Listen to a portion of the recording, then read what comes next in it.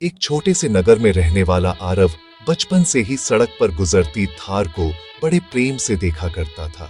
जब भी कोई थार उसके घर के सामने से गुजरती, वह खिड़की से झांककर उसे देर तक निहारता रहता। उसके मन में बस एक ही इच्छा थी, एक दिन मेरी भी अपनी थार होगी। किंतु वास्तविकता उसके सपने जितनी सरल नहीं थी। उसके पिता की छोटी सी नौकरी थी और घर की आवश्यकताएं ही पूरी करना कठिन हो जाता था। आरव ने जल्दी ही समझ लिया था कि यदि उसे अपनी थार चाहिए तो उसे स्वयं अपनी राह बनानी होगी। विद्यालय समाप्त होते ही उसने छोटे मोटे काम करने शुरू कर दिए। कभी ऑनलाइन डिजाइन बनाना, कभी पार्ट टाइम पढ़ाना, कभी किसी दुकान में सहायता करना। लोग अक्सर कहते, इतनी मेहनत किस लिए?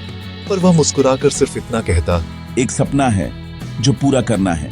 दिन बीतते गए और वही छोटा सा बचपन का सपना उसके जीवन की सबसे बड़ी प्रेरणा बन गया। वर्षों की बचत, तपस्या और अनगिनत रातों की मेहनत के बाद आखिर वह दिन आया जब उसने बैंकों के कागज पूरे किए और थार बुक कर दी।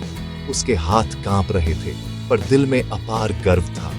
डिलीवरी के दिन जब वह शोरूम पहुंचा, उसकी आंखें चमक उठी। चमकती हुई काली थार उसके सामने खड़ी थी, जैसे उसका सपना रूप लेकर उसके सामने आ गया हो।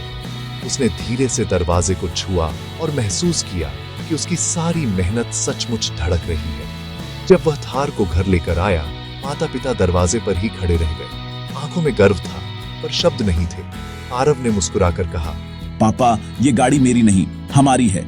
उस दिन आरव को समझ में आया कि गाड़ी तो बस एक गाड़ी थी, लेकिन सपना, मेहनत, संघर्ष और जीत, ये सब मिलकर उसे किसी भी गाड़ी से कहीं बड़ा बना चुके थे। उस रात वह घर की छत पर खड़ा होकर अपनी थार को देखता रहा और मन ही मन बोला, मैंने जैसा सोचा था वैसा कर दिखाया।